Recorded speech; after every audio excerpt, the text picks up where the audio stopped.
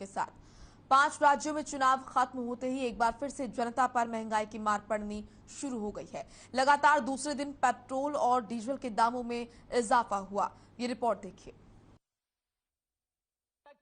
सैया तो खूब ही कमात हैं, महंगाई डायन खाया जात है। देश में 5 राज्यों में विधानसभा चुनाव खत्म होते ही लगता है अब राहत का दौर भी खत्म हो गया है, क्योंकि जैसे ही चुनाव खत्म हुए महंगाई की किश्त शुरू हो गई। आज लगातार दूसरे दिन पेट्रोल और डीजल की कीमतों में एक बार फिर से 80-80 पैसे की बढ़ोतरी हुई है। इस बढ़ती महंगाई का असर आम आदमी की जेब पर पड़ रहा है। क्या कहें, अब वो तो गवर्नमेंट के ऊपर है, बाकी तो फर्क तो पड़ता ही है। जेब पे फर्क पड़ रहा है ना, अभी तो पता लगेगा ना। जो पहले से चल रहा था जो तो चल ही रहा था, अब बाद में पता लगेगा क्या है क्या नहीं है। अभी जैसे कि आज 80 पैसे बढ़े हैं, तो उससे क्या फर्क पड़ा है? फर्क पड़ा है अंकल जी? अभी तो कोई फर्क नहीं पड़ा।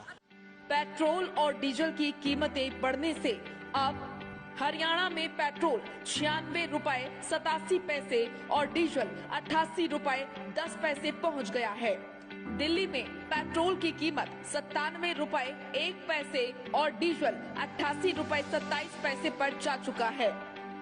तो वहीं मुंबई में पेट्रोल 111 रुपए 67 पैसे और डीजल 95 रुपए 85 पैसे पर जा पहुंचा है।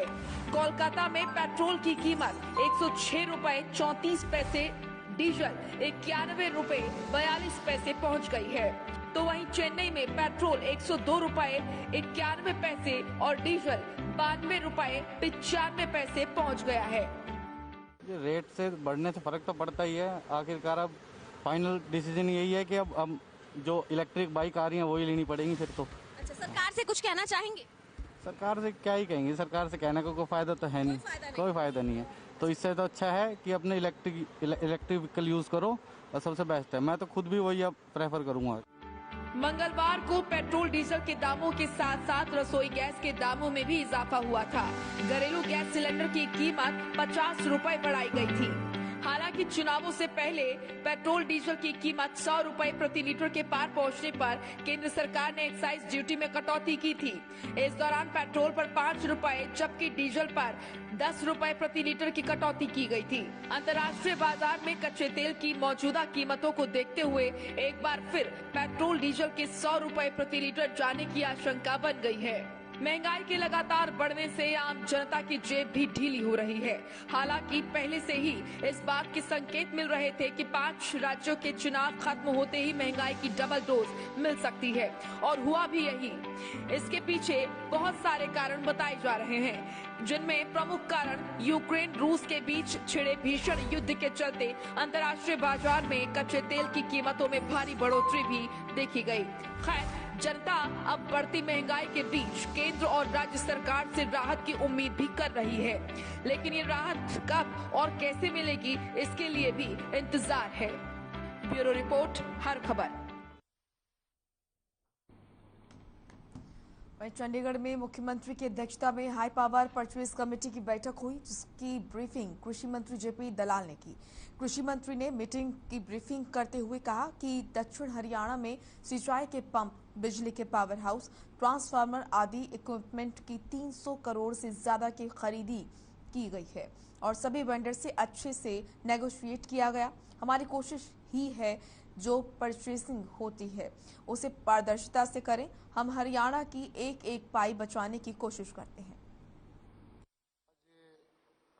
मुख्यमंत्री श्री मनोहर लाल जी की अध्यक्षता में हाई पावर परचेज कमेटी की मीटिंग हुई और एक दूसरी कमेटी है departmental high power purchase committee की, जो मेरी अध्यक्षता में वो मीटिंग हुई और काफ़ी आइटम थी जो हमने आज परचेज करनी थी। 300 करोड़ रुपए की ज़्यादा की आइटम की आज परचेज हुई है और जो रेट कॉन्टैक्ट हुए हैं वो अलग से हैं और कुछ एजेंडा हमने आज डिफर कर दिए हैं। देखिए, हमारी कोशिश ये है कि हरियाणा का पाई पाई, हरियाणा की जनता का पैसा जनता के काम आए और जो प्रिक्वायरमेंट होती है वो पारदर्शी तरीके से हो। हिसार में 26 और 27 मार्च को होने वाले कार्यक्रमों में सीएम मनोहर लाल हिस्सा लेंगे, जिसकी जानकारी देते हुए हरियाणा विधानसभा के डिप्टी स्पीकर रणवीर गंगवा ने बताया कि सीएम 27 मार्च को मंगाली गौशाला में आयोजित कार्यक्रम में शिरकत करेंगे। इस मौके पर हल्के की प्रमुख मांगों को उनके सामने रखा जाएगा। इसी के साथ गंगवा ने कहा कि नलवा विधानसभा क्षेत्र में सिंचाई और पेयजल की व्यवस्था करना उनकी प्राथमिकता है। हल्के के विभिन्न गांवों में जलघर निर्माण और नई पेयजल लाइन का कार्य चल रहा है। पुरानी पेयजल लाइनें बदली जा रही हैं। एक और सूचना भी मैं आपको देना चाहूंगा कि 27 तारीख को माननीय मुख्यमंत्री मेरे अपने हल्के के अंदर नलवा के अंदर मंगाली गांव के अंदर गौशाला के अंदर आएंगे। हमें उनका स्वागत करने का मौका भी जो है 27 तारीख को मिलेगा। वैसे तो 26 तारीख को शाम को ही वो हिसार आएंगे, यूनिवर्सिटी के अंदर प्रोग्राम है, और उसके बाद में शाम को जो रोनहात गांव के अंदर जो आज़ादी के टाइम पर जो शहीद हुए थे उनके ऊपर एक प्रोग्राम है, वो उसमें यूनिवर्सिटी के अंदर देखेंगे।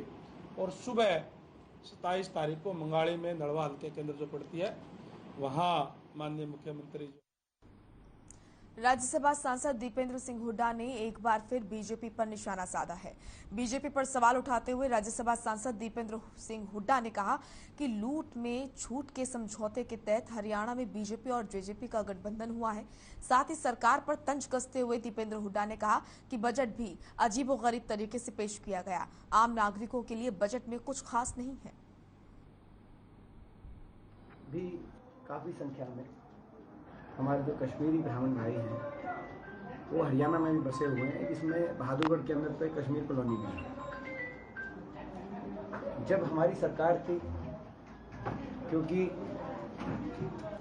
जहाँ भारत देश की बात आती है, क्योंकि उनका एक अपना एक स्टैंड रहता है, तो उस समय उनकी मदद में पेंशन की योजना शुरू की गई थी, जिसमें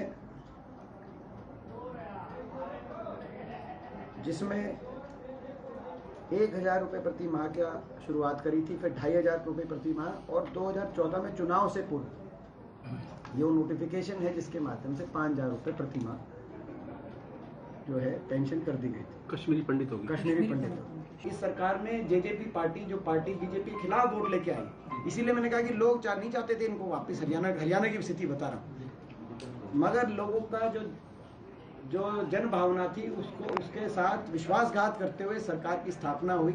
और ये भी मैं कहना चाहता हूँ, ऑन द रिकॉर्ड आप इसको नोट करें, दोनों पार्टी में से कोई इसका दे। ये 5,000 रुपये बुढ़ापा पेंशन के समझौते पे सरकार नहीं बनी, वो तो हमने कहा था कि आप हमारे साथ आओ, 5,000 रुपये 1 नवंबर से करेंगे। मगर अब कितना टाइम हो गया आपको पता है, 3 साल। 5,000 रुपये की क्या स्थिति है, कितनी है बुढ़ापा पेंशन, मेरे को आपको बताने की आवश्यकता नहीं आती। तो 5,000 के जो है समझौते पे सरकार नहीं हुई, ये लूट के छूट के समझौते पे सरकार बनी। प्रदेश भर में शहीद दिवस के अवसर पर कार्यक्रमों का आयोजन हुआ। इसी कड़ी में तोशाम में भी कार्यक्रम का आयोजन किया गया, जिसमें पूर्व विधायक और बीजेपी के नेता शशि रंजन परमार ने शिरकत की और शहीदों को नमन कर पुष्प अर्पित किए। इस दौरान उन्होंने कहा कि स्वतंत्रता संग्राम में अपने प्राणों की आहुति देने वाले सभी शहीदों के त्याग और बलिदान की बदौलत ही आज देशवासी खुली हवा में सांस ले रहे हैं।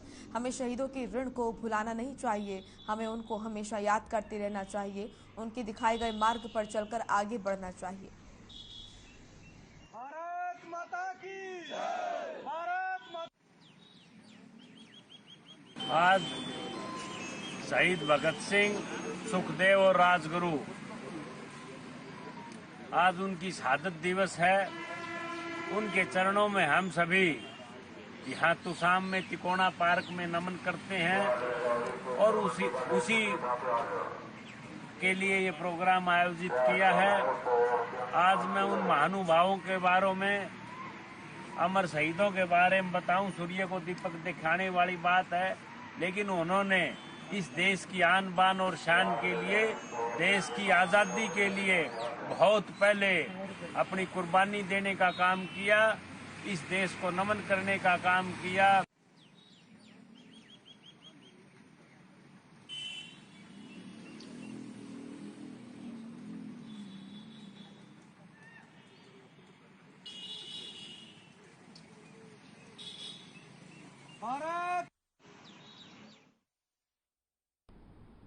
रेवाड़ी के महाराणा प्रताप से शहीदों के सम्मान में एक तिरंगा यात्रा का आयोजन किया गया। इस दौरान जब तक हिंदुस्तान रहेगा शहीदों का सम्मान रहेगा के नारे लगाए गए। इसी के साथ ही बच्चों, महिलाओं और बुजुर्गों ने भी इस तिरंगा यात्रा में बढ़ चढ़कर भाग लिया।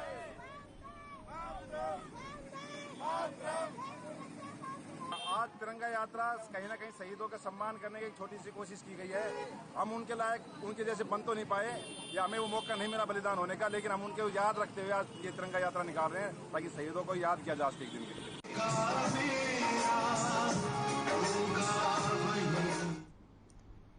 वहीं रेवाड़ी के निजी स्कूल के अध्यापक पर छात्र की पिटाई के आरोप लगे हैं। पिटाई से बच्चों के शरीर पर काफी निशान पड़ गए हैं।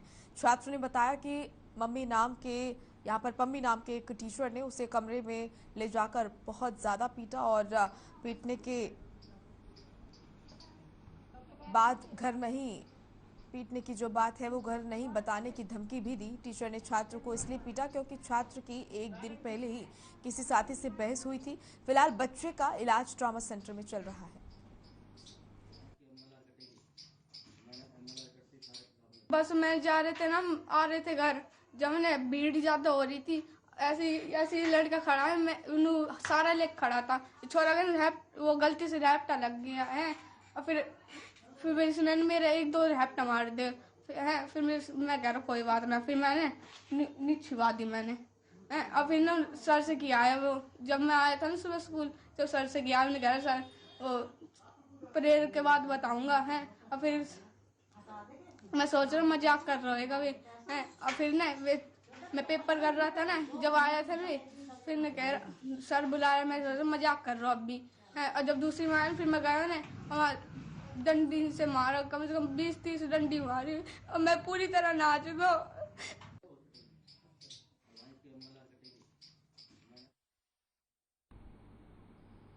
चलिए फिलहाल रुकने एक छोटे से ब्रेक के लिए फौरन लौटेंगे।